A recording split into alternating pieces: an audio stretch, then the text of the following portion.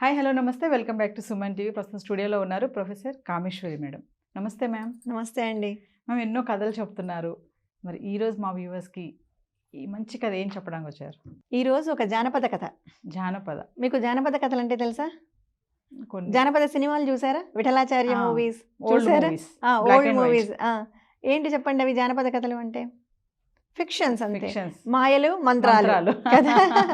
వీటినే మనం జానపద కథలు అంటాం అన్నమాట. అలాంటి వాటికి సంబంధించిందే ఒక చిన్న కథ. మత్స్యకారుడు మాయా టోపీ.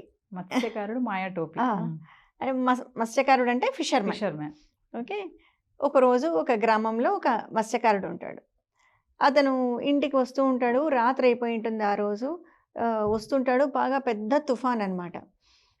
పెద్ద తుఫానుకు వస్తూ ఉంటే అతను ఒడ్డుకు చేరేసరికి ఆ బోటును కట్టడానికి ట్రై చేస్తాడు. ఇంతలో ఆ బోటు అది దొరకక చేతికి కొట్టుకొని పోతుంది అలలకు. వరద అనమాట ఆ రోజు.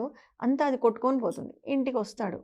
చాలా బాధపడతాడు. భార్యతో చెప్తాడు, ఇట్లా నా బోటు కొట్టుకొని పోయింది, మరి మన జీవనాధారం కదా అది, ఎలా ఏంటి అని. ఆవిడ చెప్తుంది, ఎందుకు బాధపడతారు, మీరు అడవికి వెళ్ళి ఒక మంచి బోటుకు ఉపయోగపడే విధంగా ఉండే మొద్దునొకటి కొట్టుకొని రండి, చెట్టును తీసుకొని రండి, బోటు తయారు చేసుకుంటే సరిపోతుంది, దానికి ఎందుకు ఇంతగా బాధపడుతున్నారు మీరు అంటుంది. అవును బాగానే ఉంది ఐడియా అని చెప్పి భోంచేసి బయలుదేరతాడు. అంటే ఇంక అప్పుడే బయలుదేరతాడు, ఆ రాత్రికే బయలుదేరి వెళ్తాడనమాట. ఒక లాంతర పట్టుకొని వెళ్తూ ఉంటే చాలా దూరం వెళ్తాడు. వెళ్తుంటే ఏమీ కనిపించదు వీడికి. ఆ చీకట్లు ఎక్కడ ఏ చెట్లు ఏమీ కనిపించవు, రాత్రిపూట కదా. వెళ్తూ వెళ్తూ ఉంటే దూరంగా ఒక వెలుతురు కనిపిస్తుంది, ఒక ఇల్లు. అమ్మయ్య ఇక్కడ ఎవరో ఉన్నట్టున్నారు అని చెప్పి అక్కడికి వెళ్తాడు. వెళ్ళి తలుపు కొట్టగానే ఒక వృద్ధ దంపతులు, ఇద్దరు భార్య భర్త వచ్చి తలుపు తీస్తారనమాట. తలుపు తీయగానే లోపలికి ఇట్లా నాకు ఒక చెట్టు కోసం వెతుక్కుంటూ వచ్చాను, నాకు చాలా ఆకలిగా ఉంది, ఏమైనా తినడానికి ఇస్తారా అని. రా బాబు అని లోపలికి తీసుకొచ్చి కూర్చోబెడతారు. నువ్వు ఇక్కడే కూర్చో, కదలద్దు, మేము ఇప్పుడే నీకు ఆహారం తెచ్చిస్తామని వాళ్ళిద్దరు లోపలికి వెళ్తారు. లోపలికి వెళ్తారు. 5 నిమిషాలు అవుతుంది, 10 నిమిషాలు అవుతుంది, వీళ్ళు రారు ఎంతకు. వీడికి ఏదో అనుమానం వచ్చి చూద్దామని తలుపు తీసి చూస్తాడనమాట. తలుపు తీసి చూసేసరికి వాళ్ళిద్దరు మాట్లాడుకుంటుంటారు.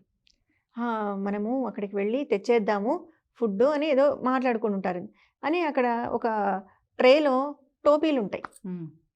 భార్యాభర్త చెరొక టోపీ తల మీద పెట్టుకుంటారు వాళ్ళిద్దరు దంపతులు. పెట్టుకొని మాయమైపోతారు. వీడికి అది చూసరికి ఆశ్చర్యం అవుతుంది, అసలు ఏంటి ఇదంతా అని లోపలికి వచ్చి చూస్తాడనమాట.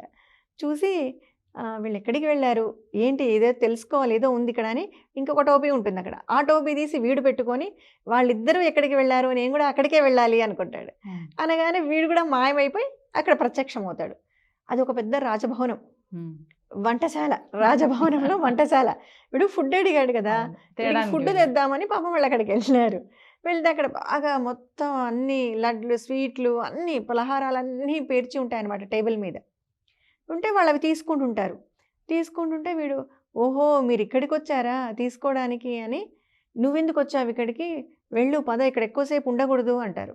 వాళ్ళకి తెలుసు అది రాజభవనం అని, వీడికి తెలీదు. వీడు జస్ట్ వచ్చేసాడు అంతే. వాళ్ళు ఎక్కడికి వెళ్ళాలో అక్కడికి వెళ్ళాలని వచ్చేసాడు తప్ప అది ఏంటి అని చూడ్డు, చుట్టూ చూసుకోడు. ఆకలి మీద ఉన్నాడు. ఆ పదార్థాలన్నీ చూడగానే మీరు కావాలంటే వెళ్ళిపోండి, నేను ఇప్పట్లో రాను ఇక్కడి నుంచి, ఇక్కడ ఉండకూడదు ఎక్కువసేపు అని చెప్పినా కూడా వినడు. వినకుండా అవన్నీ తింటూ కూర్చొని బాగా టైం స్పెండ్ చేస్తాడు. ఇంతలో రాజభటులు వస్తారు లోపలికి. అరే నువ్వేనా ఇన్ని రోజుల నుంచి ఈ ఆహార పదార్థాలన్నీ దొంగిలిస్తున్నావు ఇక్కడ, ఆ దొంగవు నువ్వేనా అని చెప్పి వాడిని పట్టుకుంటారు. పట్టుకొని బయటికి తీసుకొని వెళ్తారు, రాజు దగ్గరికి తీసుకొని వెళ్తారు. మహారాజా మనం ఇన్ని రోజుల నుంచి వెతుకుతున్నాం కదా, ఇదిగోండి దొరికేశాడు ఈ దొంగ, వీడే. నేను కాదు ప్రభో నాకేం తెలియదు అని చెప్తాడు. ఏం చెప్పినా నమ్మరు, ఎందుకంటే రెడీ హ్యాండెడ్గా దొరికిపోయాడు కాబట్టి ఇంకా నమ్మరు అనమాట. నేను కాదన్నా కూడా నమ్మరు. ఇంకా వీడికి ఏం చేయాలో తెలియదు. ఏమైనా సరే మరణశిక్ష వేయండి అంటాడు. మరణశిక్ష వేయండి అంటే ఇంకా వీడికి ఆ కాస్త సేపట్లో ఆలోచించడం మొదలు పెడతాడు. ఎలా తప్పించుకోవాలి, నేను ఎట్లా తప్పించుకోవాలని ఆలోచిస్తూ ఉంటే వాడికి వెంటనే, అంటే ప్రాణం మీదకి వచ్చినప్పుడు ఆలోచనలు కూడా వస్తాయి, ఉపాయాలు దొరుకుతాయి అన్నమాట. ఇంకా ప్రాణం పోతుంది అనగా వాడికి ఆలోచన వస్తుంది. మహారాజా అయితే నాదొక చిట్ట చివరి కోరిక అంటాడు. సరే ఎలాగో చనిపోయేవాడివి కదా, నీకేం కావాలో చెప్పు అంటాడు. నా టోపీ అక్కడ ఉండిపోయింది, వంటశాలలో వంటశాలలో. నా టోపీ తెప్పిస్తారా, నేను ఒక్కసారి నా టోపీ పెట్టుకుంటాను. ఇదేం కోరిక, అదొక్కటి తీర్చండి, దయచేసి నా కోరిక తీర్చండి, నా టోపీ తెచ్చి ఇవ్వండి, నా టోపీ పెట్టుకుంటాను అంతే, నేను నా టోపీ పెట్టుకొని చనిపోతా అంటాడు. సరే అంటారు.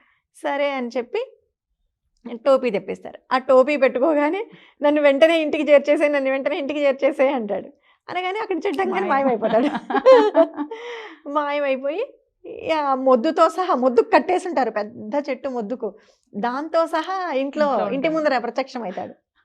భార్య వచ్చి చూస్తుంది, అరే ఇదేంటండి, మిమ్మల్ని మీరే చెట్టుకు కట్టేసుకున్నారా, మీరు ఇలా వచ్చారు, చెట్టును తీసుకురమ్మంటే చెట్టును కట్టేసుకొని తెచ్చారే అంటుంది. అదంతా తర్వాత, ముందు కట్లు విప్పు నువ్వు అని చెప్పి ఆ మొద్దును తీసుకొని, దాంతోనే బాగా పెద్ద మొద్దు అనమాట, దాంతో పడవ చేసుకొని తర్వాత వాడు సుఖంగా ఉంటాడు. ఇక్కడ ఏంటి అంటే 2 విషయాలు మనకు. మొదటేమో ఆలోచన లేకుండా ప్రమాదంలో ఇరుక్కుంటాడు. ఇరుక్కోడు. అక్కడ వాళ్ళు చెప్తూనే ఉంటారు, వెళ్ళిపోమని. ఇక్కడ ఉండొద్దు, వచ్చేసేయి అంటే, అక్కడ ఆకలి మీద అవి కావాలి ఇవి కావాలి అని చూస్తూ వినకుండా ప్రమాదంలో ఇరుక్కుంటాడు. మొదటిసారి ప్రమాదంలో ఇరుక్కొని తప్పు చేస్తాడు, కానీ రెండోసారి కనీసం మళ్ళీ ప్రమాదం వచ్చినప్పుడు తెలివిగా. కనీసం కాస్త తెలివిని ఉపయోగిస్తాడనమాట. సో వస్తుంటాయి, ఒక్కోసారి మిస్టేక్స్ చేస్తుంటాం మనము, Yes. కానీ ఎప్పుడూ ఒకే రకంగా ఉండకూడదు అనమాట. కొంచెం కనీసం ఆలోచించాలి. ఒకసారి కాకుండా ఒకసారి కాస్త బుర్ర ఉపయోగించాలి. ఉపయోగించాలి. ముఖ్యంగా ప్రమాదాలు ఎదురైనప్పుడు మన బుర్రని బాగా షార్ప్ గా యూస్ Yes, చేయాలి yes. అనమాట. కానీ చాలా మందికి ఆ టెన్షన్ లో అర్థం కాదు ఆ. ఏం చేయాలో. మొదటిసారి తప్పు చేశాడు చేశాం. ఉపయోగించకుండా, రెండోసారి కనీసం తన ఆలోచనను ఉపయోగించి అక్కడి నుంచి తప్పించుకుంటాడు. అది మత్స్యకారుడు మాయా మాయా టోపీ. టోపీ. బాగుంది మేడం కదా. Thank you. నమస్తే.